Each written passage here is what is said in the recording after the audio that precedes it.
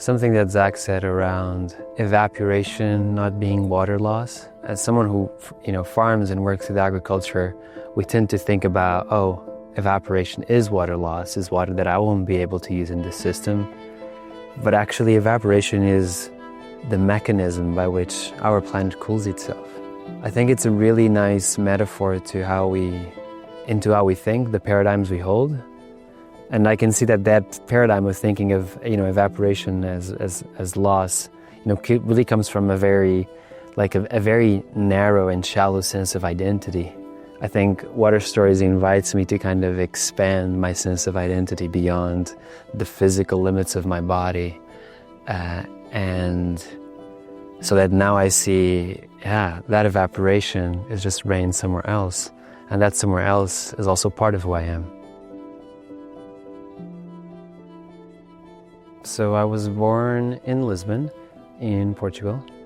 And then from a young age, I actually lived 50 kilometers south in a little town called Palmela, in the middle of the mountains, a castle, and the Atlantic Ocean.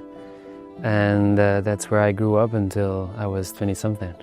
I started actually as a competitive swimmer.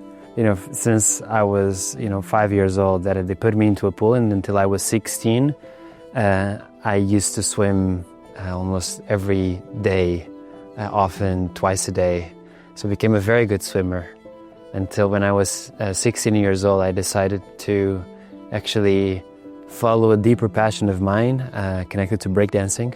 And I learned how to dance in the streets with a few friends. And breaking became kind of these realization that, like water, we can defy gravity. I've been studying for 5 years syntropic agroforestry and working on syntropic agroforestry, which is great.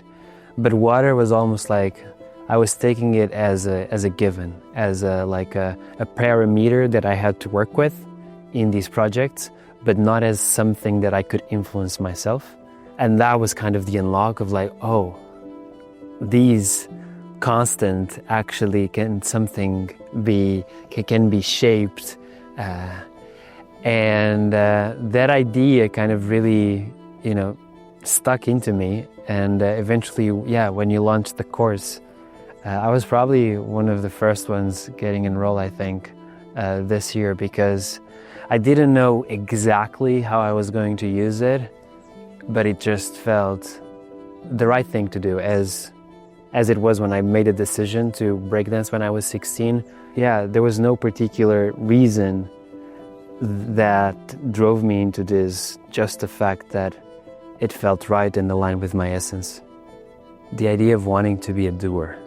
I feel like in my regular job, I get to do a lot of thinking, I get to do a lot of desk work, but I don't really get to do things that have a tangible effect on the landscape that I can see and touch.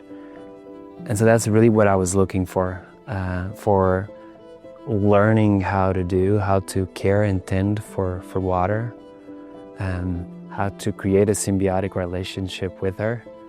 On one hand, in some aspects, I felt more confident because it was like, okay, I understand how that goes and how the pieces fit together. On the other ones, is also, on the other side, also a little bit of just this realization of how complex it is, of how many variables we need to consider. And I think, building a water pond here is definitely the manifestation of that, right? I didn't know how complex it could be, how many variables you need to take into account. What gives me hope is to see that for many of the folks that are more experienced, it becomes more of an intuition, more than of a heavy thinking process. And so I'm confident that as I do this work and I engage with water, she'll open up that path for me to engage more intuitively with her without overthinking too much, but really understanding, okay, what are the underlying principles so that we could do this work regardless of place.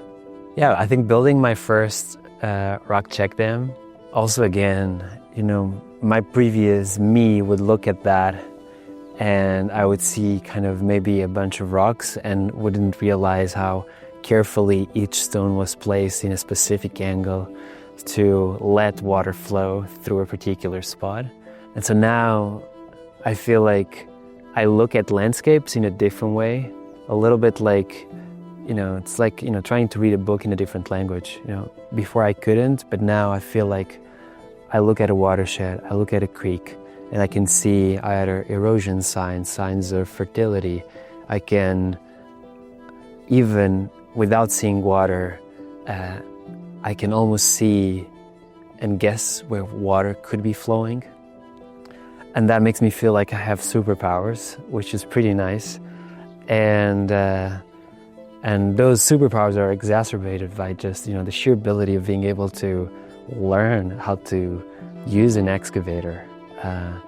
And I used to think of excavators as these kind of, I'm a dancer, right? And it's kind of these very mechanical pieces of equipment.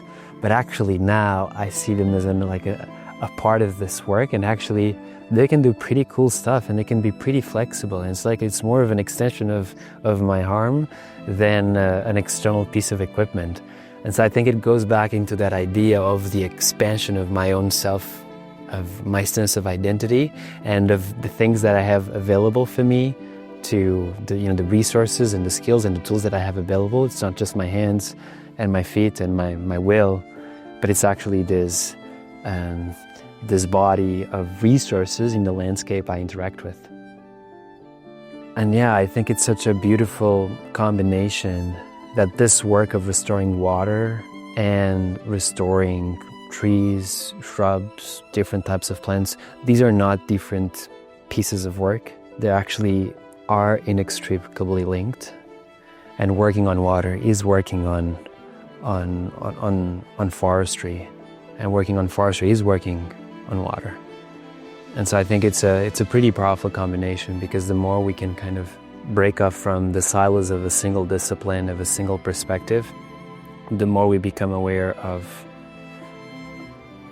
what are kind of those deep principles that nature follows to enable life to move towards ever more complex forms of life. And as we understand those principles, then we can become conduits by which those principles become alive. My name is Brites, and we are Water Stories.